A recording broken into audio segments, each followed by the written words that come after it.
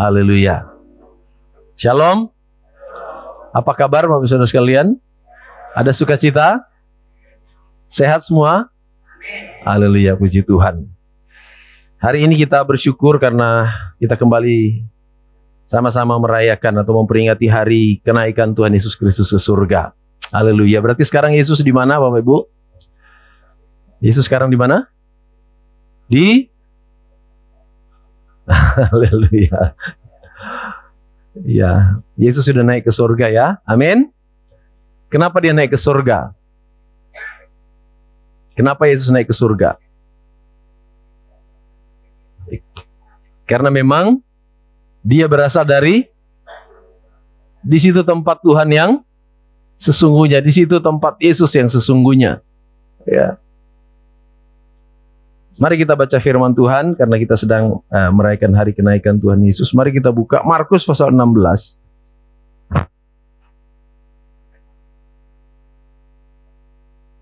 Markus 16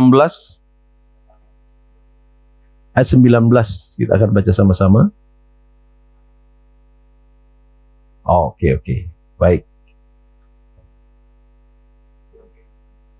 Markus pasal 16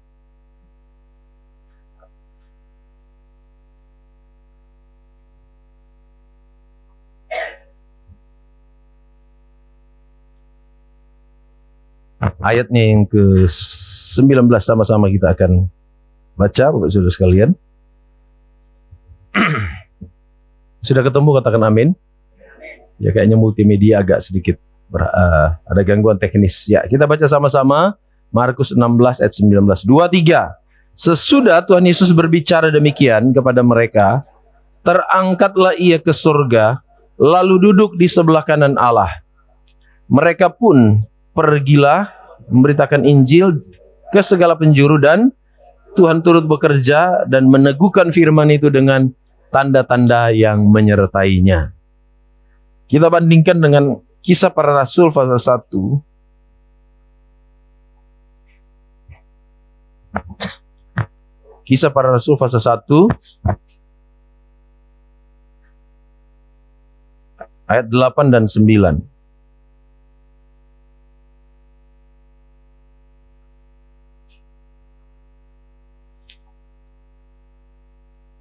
Yuk baca sama-sama. Yang sudah ketemu katakan amin. 2-3. Tetapi kamu akan menerima kuasa kalau Roh Kudus turun ke atas kamu, dan kamu akan menjadi saksiku di Yerusalem dan di seluruh Yudea dan Samaria dan sampai ke ujung bumi. 9. Sesudah ia mengatakan demikian, terangkatlah ia disaksikan oleh mereka, dan awan menutupnya dari pandangan mereka. Haleluya. Bapak Ibu Saudara sekalian, hari kenaikan Tuhan atau hari kenaikan Yesus Kristus adalah momentum yang sangat penting atau peristiwa yang sangat penting bagi setiap kita orang-orang yang beriman kepada Tuhan Yesus. Betul? Ini peristiwa yang sangat penting. Kita seringkali merayakan hari kelahiran, yaitu Natal, betul? Itu juga penting. Kelahiran itu penting. Setelah kelahiran, kemudian kita merayakan apa lagi? Hari kematian. Setelah kematian, kebangkitan. Hari ini kita merayakan hari kenaikan. Bapak Ibu Saudara sekalian, memang kalau kita berbicara tentang hari-hari perayaan itu memang harus betul-betul kita rayakan dengan penuh pengertian. Karena sekali lagi kalau kita merayakan hari-hari raya atau hari-hari peringatan tentang Yesus Kristus tanpa pengertian yang benar, ya kita cuma sekedar lewat, sekedar merayakan, kita tidak mendapatkan sesuatu. Nah, hari ini kita merayakan, saya juga berharap supaya kita umat-umat Tuhan senantiasa punya pengertian yang benar, dan juga apa yang harus kita lakukan saat kita memperingati hari kenaikan Tuhan Yesus. Ya. Seringkali saya kasih contoh, kalau kita merayakan hari Kartini, itu kenapa Bapak Saudara sekalian? Apa yang biasanya digema-gemakan kalau hari Kartini? Belum lama ini kan hari Kartini ya. Hari Kartini. Emansipasi wanita, ya. Emansipasi, apa itu emansipasi? Ya. Ya, kesetaraan ya. kesetaraan. Sebetulnya Alkitab itu sudah jauh-jauh sejak penciptaan. Alkitab itu sudah mengatakan bahwa Tuhan menciptakan perempuan itu sepadan dengan laki-laki, setara, ya. Nah, jadi ketika kita merayakan Hari Kartini, bahwa yaitu ada semangat bahwa wanita itu tidak boleh jadi nomor sekian, sama, ya kan? Kalau kita merayakan Hari Pahlawan, apa kira-kira? Kalau kita merayakan Hari Pahlawan, apa yang bisa dipetik? Apa yang menjadi semangat ketika kita merayakan hari itu? Semangat apa? Keberanian. Apa lagi? Rela berkorban kalau kita rayakan Hari Pahlawan. Betul? Kalau Hari Kemerdekaan, 17 Agustus. Kemenangan kita sudah merdeka dan tidak dijajah lagi, betul? Makanya kalau hari kemerdekaan, waduh, dirayakan luar biasa, ya. Bebas berekspresi, ya. Bebas berekspresi walaupun kadang-kadang kebablasan. Di sisi lain kadang-kadang kita menentang yang namanya LGBT, tapi kalau hari 17 Agustus, waduh, luar biasa. Perayaan itu kadang-kadang ya banyak perempuan jadi laki, bapak-bapak main sepak bola pakai daster, betul ya? Yang laki jadi perempuan, perempuan jadi laki dan sebagainya. Nah oke, kita tidak usah ke situ. Kita ambil makna positifnya. Hari Raya Kemerdekaan, misalnya kita merayakan kemerdekaan. Nah, hari ini kita sedang merayakan Hari Kenaikan Tuhan Yesus. Kira-kira semangat apa yang bisa kita petik di situ? Yesus naik kemana, Bapak Saudara sekalian? Apakah cuma naik ke angkasa, melayang-layang di udara? Seperti apa yang dituduhkan oleh banyak orang, ya. Kalau kita lihat di media sosial, dia bilang Yesus itu cuma naik ke atas, tidak ditulis ke surga katanya, bahasa aslinya. Padahal Yesus itu naik ke surga. Yang percaya Yesus naik ke surga katakan amin. Kenapa dia naik ke surga? Karena dia pernah mengucapkan janjinya kepada murid-muridnya, termasuk kepada kita. Dikatakan bahwa kalau aku pergi ke sana, ya, aku akan menyediakan apa? Menyediakan tempat di surga. Jadi ketika Yesus naik ke surga, dia bilang dia akan menyediakan tempat. Kita baca saja ayatnya. Injil Yohanes pasal 14. Mulai ayat 2 kita lihat. Injil Yohanes, masih belum bisa ya.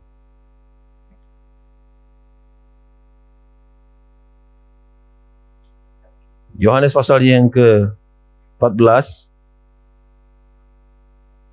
ayat 2, kita baca sama-sama. 2, 3. Di rumah Bapakku banyak tempat tinggal. Jika tidak demikian, tentu aku mengatakannya kepadamu, sebab aku pergi ke situ apa? Untuk menyediakan tempat bagi siapa? Apa bagi murid-murid Tuhan waktu itu? Bagi siapa? Bagi kita. Siapa yang yakin sudah punya tempat di sana? Lambaikan tangan yang sudah punya tempat di sana. Haleluya. Kalau kita sudah terjamin punya tempat, masih cemas nggak kita? Wah, nanti pas kita dipanggil Tuhan mau kemana? Banyak orang itu masih gelisah, ya. Makanya Tuhan bilang, nggak usah gelisah hatimu, jangan gentar, karena di rumah Bapa banyak tempat.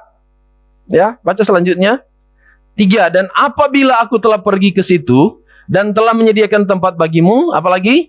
Aku akan datang kembali dan membawa kamu ke tempatku, supaya di tempat di mana aku berada, kamu pun berada. Ya. Jadi inilah kenapa Yesus itu naik ke surga, Bapak Saudara sekalian. Ternyata dia itu pergi menyediakan tempat buat setiap kita. Ya. Yang sudah yakin punya tempat, sekali lagi katakan amin. Berarti kita tidak bingung ya. Tempatnya bagus atau seperti di dunia ini? Lebih bagus mana kira-kira? Tempat di sana atau di sini? Ya? Tempat di sana yang lebih bagus apa di sini? Mau yang lebih bagus atau yang biasa-biasa?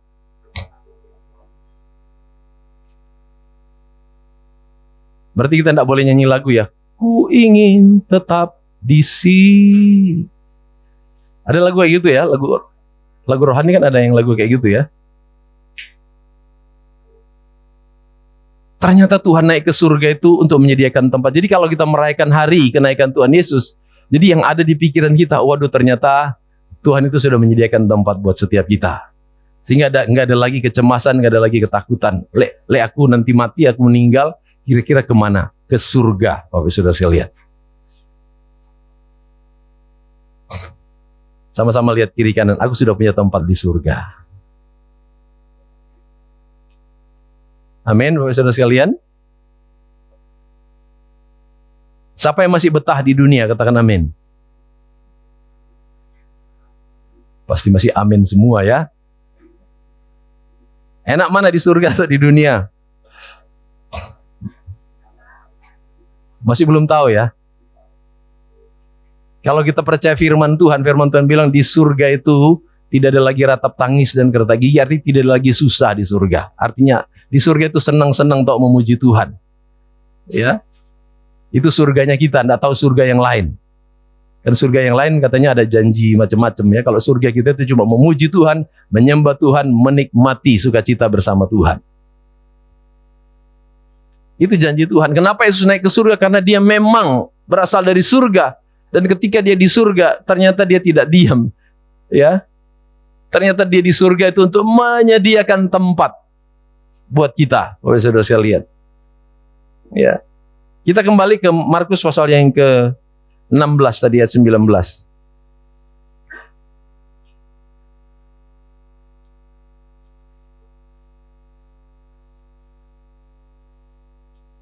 Markus pasalnya yang ke 16 ayat 19.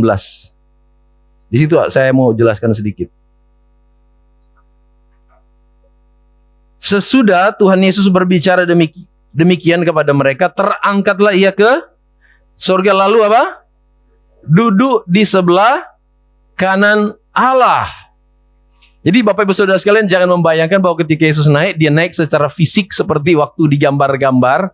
Terus kemudian itu di surga ada tempat duduk di sini, terus kemudian ada tempat duduk di sebelah kanan. Itu jangan dibayangkan begitu. Karena duduk di sebelah kanan Allah Bapa itu berbicara tentang Tuhan dikembalikan ke posisinya. Dia kembali menyatu dengan Allah dan diberi otoritas oleh Tuhan. Jadi duduk di sebelah kanan Allah itu berbicara tentang bagaimana otoritas. Ya, otoritas Tuhan dikembalikan. Dia bersama-sama dengan Allah. Ya. Dia siap memerintah kerajaan. Makanya firman Tuhan katakan, nanti kita lihat. Sebetulnya tadi kita berbandingkan dengan Matius pasalnya yang ke 28 ya. Ayat 18 itu dikatakan bahwa kepadaku telah diberi kuasa apa? Di sorga dan di bumi. Itu dikatakan waktu dia mau naik ke surga, Yesus menegaskan bahwa kepadaku telah diberi kuasa di surga dan di bumi.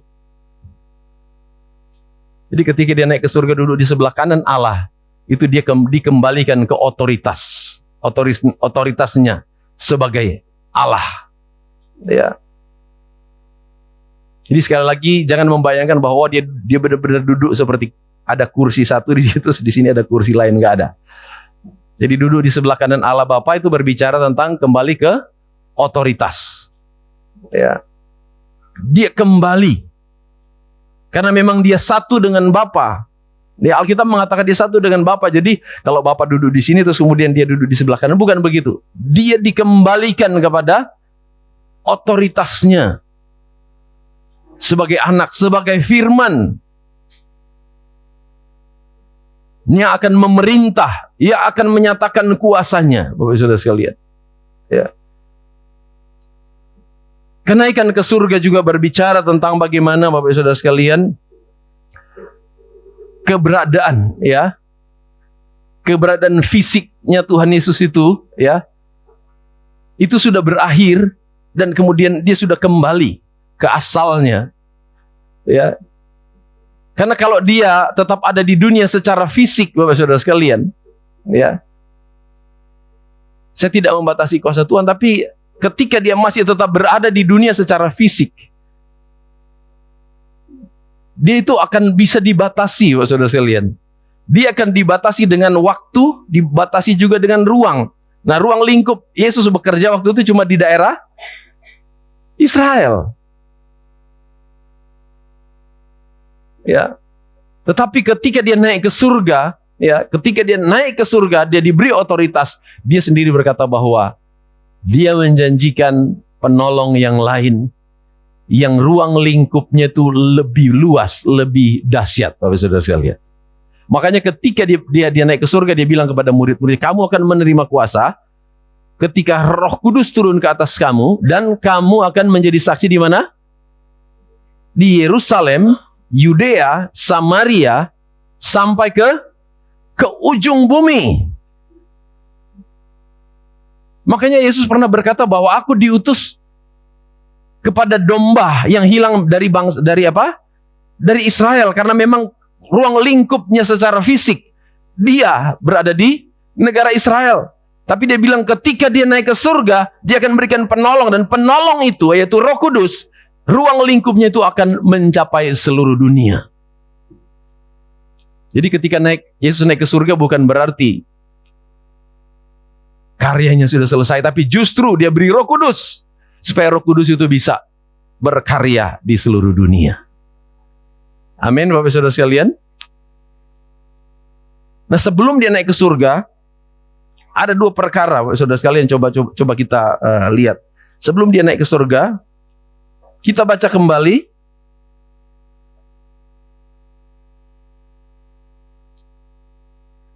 Kisah Para Rasul pasal 1 ayat 8. Kisah Para Rasul pasal 1 ayat 8. Sudah bisa ya? Yuk baca sama-sama, 2, 3. Tetapi kamu akan menerima kuasa kalau Roh Kudus turun ke atas kamu, dan kamu akan menjadi saksiku di Yerusalem, di seluruh Yudea dan Samaria, dan sampai ke ujung bumi. Ini dikatakan Yesus sebelum dia terangkat ke sorga. Kamu akan diberikan kuasa. Ya, kamu akan diberikan kuasa. Kuasa apa itu, Bapak Saudara sekalian? Ya, ternyata kuasa ini ketika saya pelajari itu bukan cuma berbicara tentang ketika kuasa itu datang kita itu bisa punya karunia roh. Ketika kuasa itu datang kita bukan cuma bisa punya karunia nubuatan dan sebagainya. Tapi ternyata kuasa itu berbicara tentang kemampuan yang Tuhan beri, ya, yang mungkin tidak lazim. Kuasa yang Tuhan beri adalah sesuatu yang bisa kita kerjakan, yang tidak semua orang bisa melakukannya. Apa itu, Bapak Saudara sekalian? Coba kita lihat. Kita kembali ke Markus pasal yang ke-16 tadi, ayat 18. Atau 17 dulu. Mulai dari ayat 17. Oke. Yuk baca sama-sama, Bapak Saudara sekalian. 2, 3. Tanda-tanda ini akan menyertai orang-orang yang percaya. Mereka akan apa? Mengusir setan-setan demi namaku. Mereka akan berbicara dalam bahasa-bahasa yang baru bagi mereka. Terus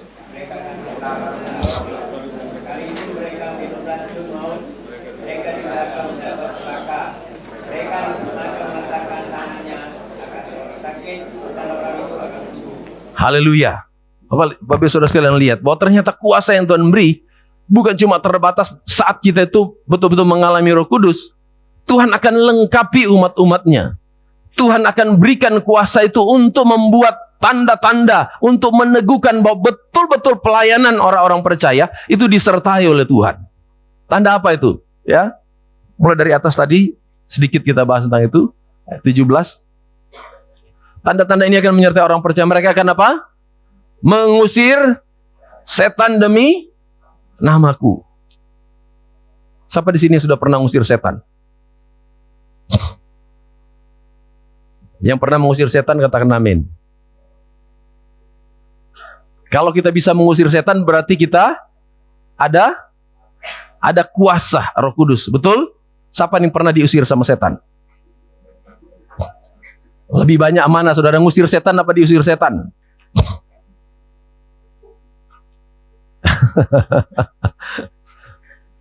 Memang di rumah kita ada setan.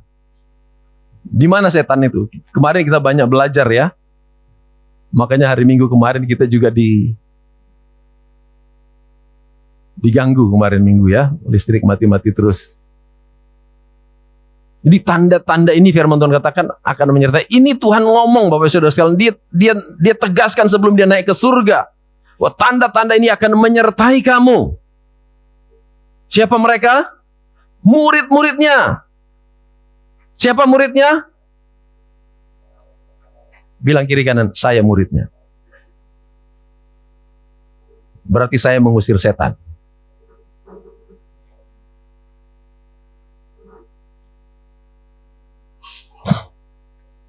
Bisa bilang amin Bapak Saudara sekalian? Sekali lagi sedikit saya ingatkan untuk apa yang sudah kita pelajari minggu lalu. Musuh kita siapa Bapak Saudara sekalian? Musuh kita siapa? Roh-roh di udara ya. Berarti setannya kan bukan orang-orang di sekitar kita ya. Amin.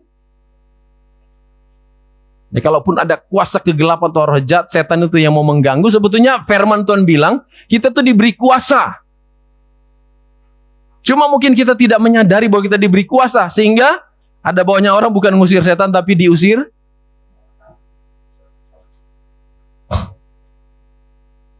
Siapa yang mau belajar mengusir setan? Katakan amin. Saudara, sebetulnya saya ngomong begini. Kita itu sudah terpengaruh dengan yang namanya nonton-nonton kayak film horor. Sebetulnya Bapak Saudara sekalian, Alkitab bilang roh yang ada dalam kita itu lebih besar. Amin. Setan itu atau hantu itu sebetulnya tidak semengerikan dengan apa yang kita lihat di film-film. Ya. Sebetulnya justru harusnya setan yang lihat kita dia takut. Tapi sudah kita terpola, kita sudah terpengaruh dengan film-film, sehingga ada banyak orang yang akhirnya sebetulnya nggak ada yang perlu ditakutkan oleh saudara sekalian. Ya. Tanda-tanda ini diingat Bapak Saudara sekalian, waktu Yesus mau naik ke surga, dia pesan bahwa kita diberi kuasa.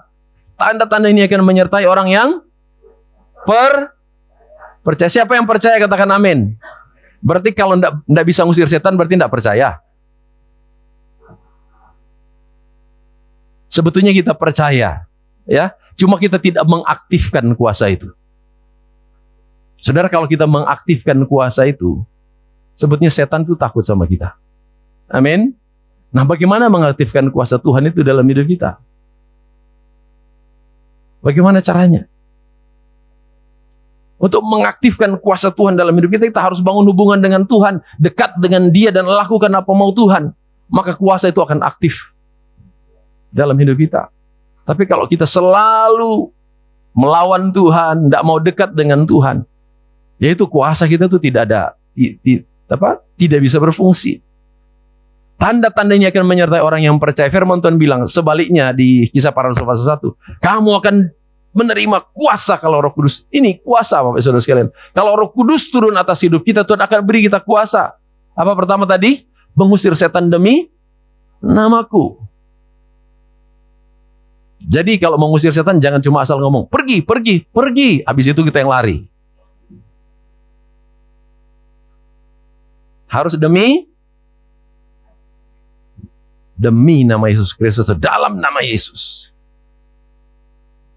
Saudara, jangan kita harus biasakan diri. Firman Tuhan bilang lakukan segala sesuatu dalam nama Tuhan Yesus. Jadi kita harus membiasakan diri dalam nama Yesus, mau melangkah dalam nama Yesus, mau melakukan sesuatu dalam nama Yesus.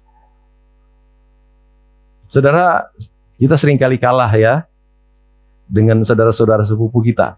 Kalau mereka mau pergi kemana, mau makan aja harus pakai apa? Iya kan? Mau naik mobil, mau berangkat, mau belajar, mau makan, dimulai dengan kata. Nah, yaitu. Kita anak-anak Tuhan kadang-kadang mau bilang dalam nama Yesus, kadang-kadang kita malu atau apa. Jadi mulai sekarang Bapak Saudara sekalian, demi nama Yesus Kristus lakukan, maka kita akan mengalami kuasa. Karena di dalam nama Yesus itu ada kuasa. Ya, sudah banyak yang membuktikan. Orang mengusir setan demi namaku. Siapa di sini yang sudah pernah pelayanan pelepasan? Yang pernah ketemu orang yang kerasukan terus kemudian didoakan? Saudara, mengerikan orang itu kalau misalnya dia kerasukan ya. Kalau kita betul-betul tahu kita ada kuasa dan kita hardik dia dengan otoritas Tuhan, dia pasti diem. Ya, saya pernah dengan ibu gembala melayani orang yang kerasukan dari jam 11 malam sampai jam 3 pagi. Ya memang kita perang ya, karena memang nggak tahu setan itu dari mana-mana. Tiba-tiba bahasa Jawa, tiba-tiba bahasa Manado. Saya bilang, banyak setan yang masuk ini. Ya, tapi setiap kali dia manifestasi, saudara sekalian, saya suruh dia diam dia. Ya, walaupun memang malam itu belum lepas, tapi ketika satu saat saya dan ibu gembala lagi puasa, tiba-tiba orangnya datang waktu itu. Saya lagi doa puasa, lagi penyembahan, terus dia datang. Oh ya, pas dia datang, saudara sekalian, tiba-tiba enggak perlu disentuh, saya cuma angkat tangan begini, dia terlempar. Setelah dia terlempar, tiba-tiba muntah. Muntah itu warna pink. Nah, ternyata orangnya kena santet, saudara sekalian. Ya, dia kena santet oleh wewe gombel. Lewat makanan ternyata. Makanya kenapa diusir-usir enggak ini? Ternyata lewat makanan. Dikasih lewat makanan. Sehingga saya lihat istrinya cantik sekali, tapi dia dibawa oleh wewe gombel. Lebih suka, lebih sayang sama yang bukan istrinya. Tapi setelah dia dilepaskan, betul-betul dia dipulihkan. Akhirnya bisa melayani Tuhan. Terakhir kemarin saya sama Geral waktu pelayanan di Pasuruan, sama ya. Setelah kita ibadah selesai, waktu itu mereka bilang KKR kecil-kecilan. Setelah selesai ibadah, tiba-tiba ada satu orang ibu datang mendekati kami, saya sama Geral. Terus orang itu ngobrol-ngobrol, tiba-tiba sudah mulai ngereok dia. Wah, ngobrol-ngobrol kok sudah kayak begitu, seperti orang lagi reok gitu ya. Singkat cerita sudah mulai muncul macam-macam. Diam, langsung diam. Jadi kita cuma ngomong beberapa kata, puji Tuhan, langsung selesai. Dan dia langsung nangis-nangis itu selesai. Saudara, kalau kita betul-betul menyadari bahwa kita ada kuasa, ya, kita tidak perlu takut menghadapi apapun, karena memang kita diberi kuasa. Yang percaya punya kuasa, katakan amin. Ambil kuasa itu, karena Tuhan sudah kasih. Amin, Bapak Saudara sekalian. Selain mengusir setan, apa lagi? Mereka akan berbicara dalam bahasa-bahasa yang baru. Ya, bahasa yang baru ini bisa berbicara tentang bahasa roh, bisa juga berbicara tentang karunia roh, bahasa yang baru. Ya, ada orang bisa tiba-tiba bisa bahasa Prancis, bisa bahasa Chinese, ya kan? Terus apa lagi di bawah? Kita tidak bisa bahas semua, ya. Tapi kita ulas saja. Ayat yang ke-8. Mereka akan apa? Memegang ular. Ya, Bapak Saudara sekalian, ada sebuah pelayanan Rasul Paulus ketika dia berada di Listra, ya. Rasul Paulus itu melakukan sesuatu yang luar biasa, karena itu adalah kelengkapan yang Tuhan beri bagi mereka yang pergi memberitakan Injil. Tiba-tiba dia bisa melakukan kuasa dan juga mujizat Tuhan. Ya, tapi jangan sembarangan Bapak Saudara sekalian terus kemudian berkata, wah, saya ini sudah terima Roh Kudus, saya bisa megang ular. Jangan coba-coba Bapak Saudara sekalian, ya. Saya walaupun sudah merasa ada kuasa, tapi kalau lihat ular saya masih lari Bapak Saudara sekalian. Seperti di Lamongan. Waduh, itu peristiwa yang betul-betul menakutkan buat saya. Ya, waktu itu saya pelayanan dengan, nggak tahu, istri Bu Erwita sama Bu Suyung kalau nggak salah. Kita lagi mau deal pelayanan di Lamongan, di desa. Tiba-tiba saya kebelet, saudara sekalian, ke kamar mandi. Ya, saya lagi asik, saudara, mengeksekusi. Ya, tiba-tiba ular itu jatuh dari atas. Waduh, saya langsung lompat. Untung masih bisa ada kesadaran, ya. Langsung lari, saudara sekalian. Ular, ya, apalagi ular kobra, wah, jangan main-main, saudara sekalian. Ya, tetapi begini, kalau memang sementara kita memberitakan Injil, ya seperti Rasul Paulus di Listra atau di Derbe kalau nggak salah, ya, mau digigit ular yang berbisa seperti apapun, kalau memang kita sementara memberitakan Injil, Tuhan sanggup menolong, Tuhan sanggup membela. Jangan coba-coba. Wah, saya sudah punya kuasa, terus main-main untuk kasih tangan di depan ular, apalagi ular kobra. Jangan main-main, ya. Itu namanya mencobai Tuhan, nggak boleh. Apalagi, dan sekalipun apa? mereka meminum racun maut. Saudara, jangan coba-coba ya sekali lagi, apalagi ini. Saya sudah dipenuhi Roh Kudus. Bygone. Kecil. Jangan coba-coba, ya. Tapi Bapak Saudara sekalian, ini kesaksian, bukan kesaksian saya, tapi ini kesaksian kakak sepupu saya. Dia melayani di daerah Makassar, ya. Saya dengar kesaksian dia. Waktu dia masih merintis pelayanan di sana, dia itu pernah diundang oleh orang yang mungkin tidak senang dengan pelayanannya dia. Ya, diundang. Terus tiba-tiba dikasih kopi.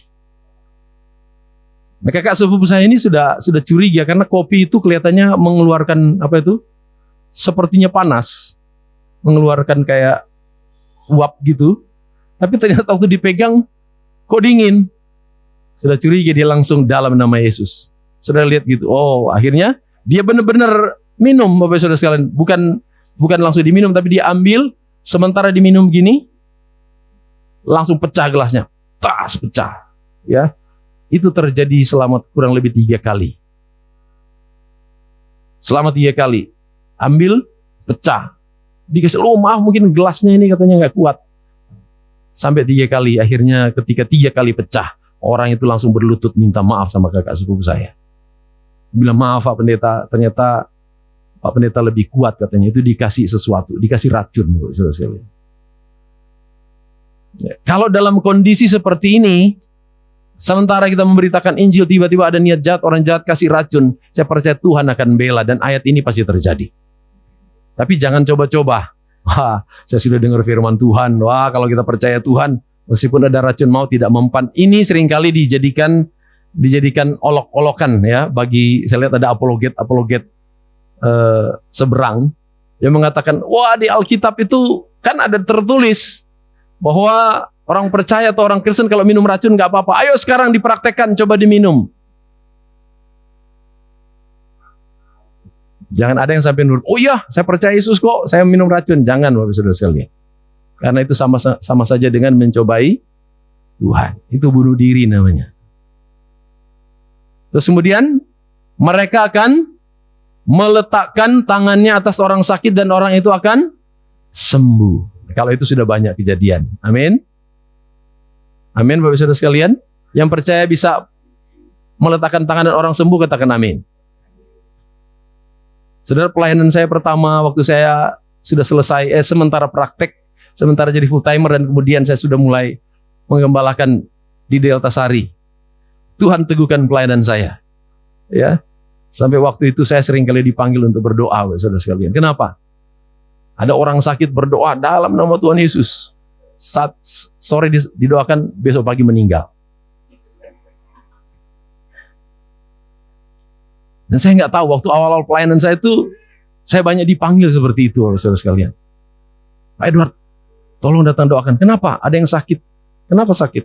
Oh gini. Terus maunya apa? Ya terserah Tuhan. Kalau orang sudah ngomong terserah Tuhan, saya sudah nangkep ini maksudnya. Jadi biasanya saya langsung doa penyerahan. Ya. Pernah ada orang, Bapak Saudara sekalian, yang sudah 5 tahun koma, ada di rumah sakit waktu itu, namanya Rumah Sakit Budi Mulya. Katanya sudah didoakan itu tidak mati-mati. Ya, tiba-tiba saya datang dengan gembala senior Pak John. John, kita mau berdoa buat orang yang sakit, katanya sudah 5 tahun nggak mati-mati. Sudah umur 80 sekian. Sudah 5 tahun koma, Bapak Saudara sekalian. Ya. Singkat cerita kami berdoa, ya. Ternyata saudara sekalian orangnya masih punya pegangan. Karena saya tanya keluarga, kenapa kok nggak meninggal?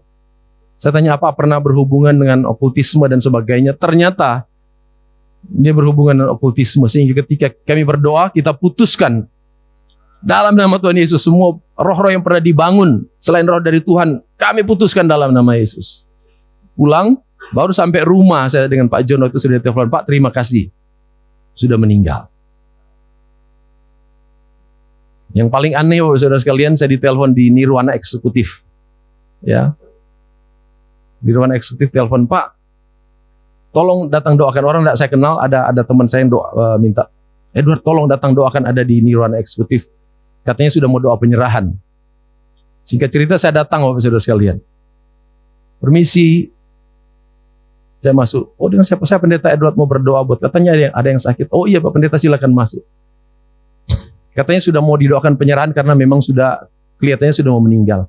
Waktu saya masuk saya tanya, kan ada beberapa yang ngobrol di ruangan, mana yang mau didoakan? Terus mereka tunjuk, itu Pak. Masih ngobrol sama-sama mereka. Jadi lagi ngobrol, memang kelihatan sakit tapi lagi ngobrol di ruang tamu. Mana yang mau didoakan? Itu. Masih sehat gini kok didoakan penyerahan. Maksudnya apa ini? Tapi benar Bapak Saudara sekalian, waktu itu saya pergi, saya naik taksi ya, karena hujan, naik motor nggak bisa, tuh saya naik taksi. Setelah saya doa selesai, memang saya doa penyerahan, pulang masih di tengah jalan. Kalau nggak salah itu saya masih ada di daerah yang Sera waktu sekolah itu, Sera sekolah sekarang itu di daerah Gedung Baru, mau ke sini. Masih di dalam taksi ya Bapak Saudara sekalian. Padahal orangnya itu sehat-sehat. Maksudnya kelihatan sehat waktu ngobrol ketika saya doakan penyerahan. Sampai di daerah Gedung Baru saya ditelepon, Pak terima kasih loh. Kenapa? Sudah enggak ada. Loh, padahal masih ngobrol-ngobrol. Ya kalau memang Bapak Saudara sekalian kita itu percaya sama Tuhan, Tuhan itu akan lengkapi kita. Tuhan akan pakai kita, ya. Tuhan akan berikan kuasanya. Kenapa sampai Tuhan Yesus ngomong seperti itu sebelum dia naik ke surga, ya? Ada beberapa penulis Injil yang menyatakan bahwa Yesus ngomong seperti ini supaya apa? Mengingatkan kita bahwa kita itu diberi kuasa oleh Tuhan. Yang setuju katakan amin. Kita itu diberi kuasa oleh Tuhan. Saya sampai terheran-heran, ya. Kan orang yang tadi saya doakan itu masih ngobrol, gimana rasanya? Oh sekian lama Pak Pendeta saya sudah ngalami gini dan sebagainya. Ngobrol, saya pulang masih di dalam taksi saya. Mereka sudah telepon, Pak terima kasih sudah tidak ada. Kuasa sudah sekali. Ya. Tetapi kemudian kita lihat di dalam kisah 1 ayat 8, katakan kamu akan menerima kuasa. Misalnya kita diberi kuasa oleh Tuhan. Kita diberi kelebihan oleh Tuhan seperti ini. Mengusir setan, kita itu menyembuhkan orang dan sebagainya. Kita punya bahasa-bahasa yang baru. Cuma satu tujuannya, ya. Jadi ketika kita diberi kuasa, bukan berarti kemudian kita terlalu bangga dan kemudian kita mulai ada kesombongan, karena biasanya orang tuh kalau punya kuasa mulai sombong, betul? Ketika orang diberi kuasa, ya. Bukannya justru jadi saksi, kadang-kadang jadi sombong. Tapi saya percaya anak-anak Tuhan di GP Sola Gratia, ketika diberi kuasa kita akan rendah hati. Karena satu tujuan Tuhan beri kuasa cuma untuk supaya kita jadi saksi. Kuasa yang Tuhan beri buat kita tuh untuk supaya kita jadi saksi Tuhan. Yang setuju katakan amin. Siapa yang mau jadi saksi Tuhan? Kalau kita mau jadi saksi Tuhan, Tuhan akan lengkapi kita dengan kuasa. Tetapi kamu akan menerima kuasa kalau Roh Kudus turun ke atas kamu dan kamu akan menjadi saksiku. Di mana? Di mana? Di mana tuh Yerusalem? Yerusalem itu masih tempat di ruang lingkup Tuhan Yesus dan juga bangsa Israel. Itu melambangkan, seringkali dibicarakan bahwa Israel itu berbicara tentang, di Yerusalem berbicara tentang di dalam keluarga. Ya. Setelah itu baru jadi saksi di Yudea, Samaria, bahkan sampai ke ujung bumi. Jadi kita jadi saksi itu dimulai dari mana, Bapak Saudara sekalian? Dari dalam keluarga. Ya. Tuhan ingatkan kita. Dia naik ke surga supaya kita tuh diperlengkapi dengan kuasa, dan kuasa yang Tuhan beri itu supaya kita jadi kesaksian. Apa yang dimaksud dengan kesaksian? Kita menjadi berkat, kita menjadi teladan. Kita punya dampak yang baik, Bapak Saudara sekalian. Jadi saksi itu bukan cuma sekedar kita bicara, ya. Bukan cuma sekedar kita tahu tentang kuasa Tuhan, tapi betul-betul ketika kita tahu, kita alami, dan kita berdampak lewat pengalaman kita dengan Tuhan, itu namanya jadi saksi. Ini yang harus perlu kita ingat. Ya, setelah Yesus naik ke surga. Setelah Yesus naik ke surga, Yesus ingatkan murid-muridnya. Ya. Kita baca satu ayat lagi. Di dalam Lukas pasal 24.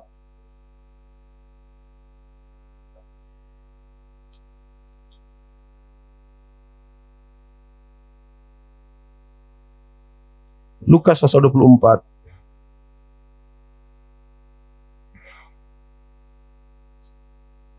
Mulai ayat 50 kita akan baca.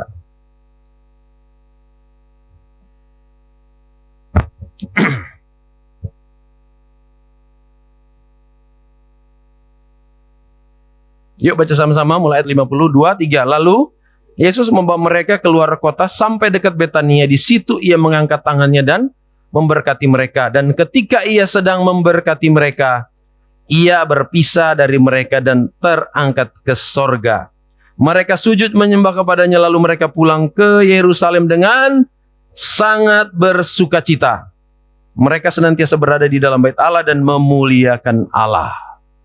Jadi setelah Yesus naik ke surga, Yesus terangkat ke surga. Ternyata sementara Yesus naik ke surga, ternyata dia meninggalkan berkat buat murid-muridnya. Sementara Yesus naik ke surga, dia memberkati murid-muridnya katanya. Di saat kita merayakan hari kenaikan Tuhan, percayalah bahwa berkat Tuhan itu sedang datang dalam hidup kita. Siapa yang percaya diberkati Tuhan? Yang mau diberkati Tuhan katakan amin. Yang sudah diberkati Tuhan katakan amin. Terjadilah menurut iman kita. Kita diberkati Tuhan. Nah, sehingga apa yang terjadi? Firman Tuhan katakan murid-murid itu sangat bersukacita. Ya, saat merayakan hari kenaikan Tuhan, saya juga berharap supaya jemaat Tuhan harus penuh dengan sukacita. Amin. Gimana Pak Gembala mau sukacita? Tagihannya ake, belum ada duit ini untuk bayar. Bagaimana mau sukacita? Orang-orang yang ada di sekitarku itu bencek, no.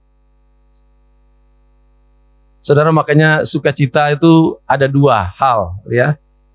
Ada yang dikatakan bahwa sukacita yang disebut, kalau bahasa Inggrisnya itu ada sukacita yang ditulis dengan kata joy, ada juga dengan yang ditulis dengan happy. Ya, sukacita yang harusnya itu ada tertanam dalam hidup kita itu adalah sukacita yang disebut dengan kata joy. Ya. Joyful. Ya, sukacita. Karena apa? Karena kalau joy itu berbicara tentang sukacita Tuhan. Kalau sukacita Tuhan ada dalam hidup kita, saudara sekalian, apapun yang terjadi sukacita itu tetap ada. Tapi kalau happy itu cuma sementara. Misalnya apa? Happy birthday, happy anniversary, apa lagi? Happy Valentine. Jadi happy-nya cuma waktu ulang tahun. Happy-nya cuma waktu tertentu. Tapi kalau joy, itu senantiasa ada dalam hidup kita. Makanya firman Tuhan bilang, bersukacitalah senantiasa. Sekali lagi gue katakan kepadamu apa? Bersukacitalah. Nah, hari ini Bapak Saudara sekalian, seperti murid-murid Yesus waktu Yesus naik ke sorga, penuh dengan sukacita. Amin. Nah, karena mereka penuh dengan sukacita, apa yang mereka lakukan? Mereka sujud menyembahnya, lalu mereka pulang ke Yerusalem dengan sangat bersukacita. Setelah itu apa? Mereka senantiasa berada di dalam bait Allah dan memuliakan Allah. Jadi bukti anak-anak Tuhan bersukacita, ternyata dia senantiasa berada di bait Allah. Ya. Jadi bukti anak-anak Tuhan yang bersukacita, mereka berada di bait Allah. Dan kemudian ketika mereka berada di bait Allah, Roh Kudus itu dicurahkan. Amin, Bapak Saudara sekalian. Siapa yang mau mengalami Roh Kudus itu dicurahkan bagi setiap pribadi, katakan amin. Berarti kita akan senantiasa berada di bait Allah. Makanya di gereja kita mengadakan doa 10 malam berturut-turut mulai dari besok malam. Sebetulnya mulai hari ini, besok malam kita akan start. Ya. Bukan berarti Roh Kudus dicurahkan saat kita doa 10 malam, bukan. Tapi itu tuh menunjukkan bahwa ketika kita merayakan hari kenaikan Tuhan, kita juga penuh sukacita. Dan kita juga mau menyembah Tuhan dan memuliakan Tuhan. Karena kita dipercaya oleh Tuhan untuk menjadi saksi. Karena itu yang Tuhan bolak-balik katakan. Kamu akan menerima kuasa. Kapan kuasa itu diberi? Saat murid-murid Tuhan senantiasa ada di bait Allah. Kuasa itu diberi. Kita akan lihat nanti, mulai besok kita akan belajar tentang bagaimana senantiasa ketika murid-murid berada di bait Allah dan mereka betul-betul diperlengkapi. Roh Kudus turun dan mereka dilengkapi Tuhan dengan kuasa yang akan membuat mereka itu jadi saksi. Kita lihat nanti Petrus itu bisa berkhotbah dan 3.000 jiwa itu bertobat. Kita yang merayakan hari kenaikan Tuhan bukan cuma sekedar merayakan, tapi kita itu betul-betul mengambil semangatnya. Amin. Yesus sudah naik ke surga, dia sedang menyediakan tempat buat kita. Ya. Berarti siapa yang merasa bahwa saya sudah punya tempat di surga, katakan amin. Kalau kita sudah punya tempat di surga, artinya seberapa lama pun kita hidup di dunia memang akan mengalami susah, senang, ya, pahit, manis. Tapi kita akan jalani dengan mengucap syukur karena kita percaya kita sudah punya tempat di surga. Dunia ini sementara. Berarti Yesus sedang menyiapkan tempat buat kita. Ya. Siapa yang tempatnya sudah selesai? Oh, belum, ya. Belum selesai. Karena kalau sudah selesai, pasti kita naik ke surga, ya, amin.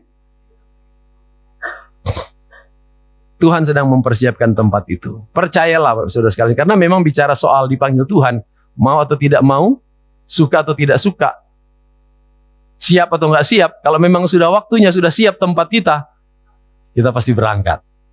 Amin. Biarlah surga itu betul-betul bukan cuma teori, tapi surga itu betul-betul akan kita nikmati. Kenapa kita yakin masuk surga? Karena kita punya Yesus yang berasal dari surga. Kita tidak mampu berangkat ke surga, tapi Yesus yang akan bawa kita ke surga. Amin. Puji Tuhan, Tuhan Yesus memberkati kita semua. Mari kita tunduk kepala, kita mau